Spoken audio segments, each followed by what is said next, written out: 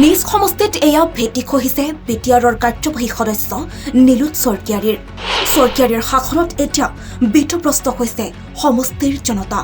M নীলোৎ স্বৰ্গীয়াৰীৰ গৃহগাঁৱতেই এতিয়া চলিছে দলত্যাগৰ জোৱাৰ।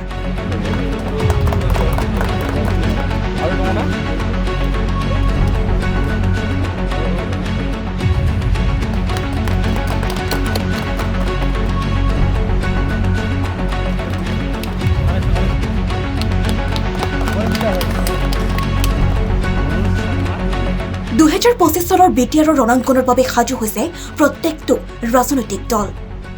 নিৰ্বাচনৰ দিন ঘোষণা নহলেও ভিতৰি এতিয়া কুচকাৱাজ আৰম্ভ কৰিছে প্ৰতিটো ৰাজনৈতিক দলে। কি বিজেপি, কি UPPL, কি BPF, সকলোৰে লক্ষ্য 2025 চনত বিটিআৰৰ দখল। জানে মণ্ডপ जोंनि নিৰ্বাচন एबा इलेक्शन बोथोरा दुं हाव हाव जाबोबाय। बेनिखाय जोंनि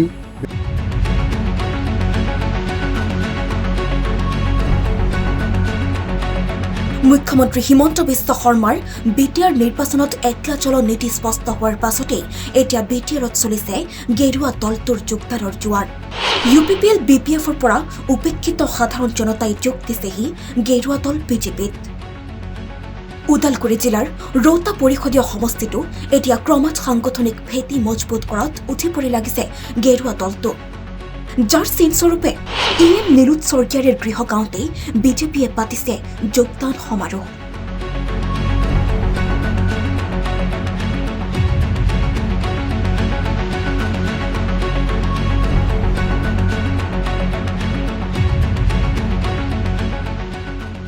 ৰৌতা মণ্ডল বিজেপিৰ নেতৃত্বত স্বৰ্গীয়াৰীৰ গৃহ গাঁও পৰিগাঁৱৰ প্ৰায় 30 জনকৈ লোকে যোগদান কৰিলে বিজেপিত। বিজেপি নেতা সোমলা দৈমাৰী, ওদালগুৰিৰ যুৱ বিজেপিৰ সভাপতি সমৰ হাজৰিকাৰ লগতে বহু বিজেপি নেতাৰ উপস্থিতিত অনুষ্ঠিত হয় যোগদান সমাৰোহ। এক কথাত ক'বলৈ গ'লে এই অনুষ্ঠানৰ যোগেদিয়ে নীলোৎ স্বৰ্গীয়াৰীৰ গৃহগাঁৱত যোগদান কাৰ্যসূচী লৈ এক প্ৰকাৰৰ বিজেপিয়ে যেন দিলে অকলে নিৰ্বাচন খেলি জিকি অহাৰ হুংকাৰ। আনহাতে ৰৌতা পৰিষদীয় সমষ্টিত বিজেপিৰ টিকটৰ বাবে চৰ্চা চলিছে বিজেপি নেতা সোমলা দৈমাৰীৰ নাম। আনুষ্ঠানিকতা নহলেও টিকটৰ দৌৰত আছে দৈমাৰীৰ নাম। এতিয়া সময়েহে ক'ব 2025ত বিজেপিৰ বিটিআৰ দখলৰ স্বপ্ন পূৰণ হ'ব নে এই আশা গেৰুৱা দলটোৰ বাবে হৈ পৰিব মুংকেৰিলালৰ হাচিন স্বপ্ন। বহুত ভাল কথা। আজি ৰৌতা মণ্ডল ভাৰতীয় জনতা পাৰ্টিৰ অন্তৰ্গত। ভাৰতীয় জনতা পাৰ্টিক মানে ভাল পায়। এখন গাঁৱত মানে ধূপগুৰি বৰিগাঁও বুথৰ অন্তৰ্গত ৰাইজবিলাকে ভাল পাইছে আৰু ভাৰতীয় জনতা পাৰ্টিক আঁকোৱালি লৈছে যে ইয়াত মানে বিগত চলি থকা ৰানিং কাৰ্যবাহী সদস্য ডক্টৰ নীলোৎ স্বৰ্গীয়াৰীৰ কাম কাজটো তেওঁলোকে ভাল পোৱা নাই, মনোভূত হোৱা নাই। তাৰ কাৰণে তেওঁলোকে এতিয়া ভাৰতীয় জনতা পাৰ্টিকে মানে আঁকোৱালি ল'ম বুলি তেওঁলোকে ইচ্ছুকভাৱে ওলাই আহিছে। আৰু আজিৰ এই যোগদান কাৰ্যসূচীত তেওঁলোকে যিখিনি আমাক যোগদান কৰিলে তেখেতসকলে মই বহুত মানে শুভেচ্ছা জনাইছোঁ। আৰু আগন্তুক দিনবোৰক তেওঁলোকে যাতে আমাৰ লগত ভালে যোগদান কাম কৰি এককভাৱে ওলাই আহিব বুলি তেওঁলোকে কৈছে। আৰু তেওঁলোকক আমি ৰাস্তা দেখাই দিবৰ কাৰণে আমিও আগবাঢ়াই যাম। এইটো একদম ৰাস্তা আমাৰ ক্লিয়াৰ হৈ গ'ল। আমাৰ ভাৰতীয় জনতা পাৰ্টি ৰৌতা মণ্ডলে এইবাৰ এককভাৱে খেলিম বুলি মানে ওলাই আহিছে আৰু নিৰ্বাচনত মানে প্ৰতিদ্বন্দ্বিতা কৰি জিকি যাব বুলি আমাৰ কাৰ্যকৰ্তাবিলাকে বহুত মানে ফূৰ্তি কৰি আছে। আজি প্ৰায় 25 জনৰ পৰা 30 জন জইনিং কৰিছে।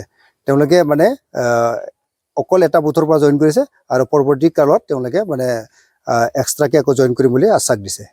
25 জন 30 জন জইন কৰাৰ কথা আছিলে, 3 জন 4 জন মান আহি নাপালে। পৰৱৰ্তী কালত তেওঁলোকে জইন কৰিব লৈছে আৰু এইটো এটা বুথৰ পৰা গৈছে।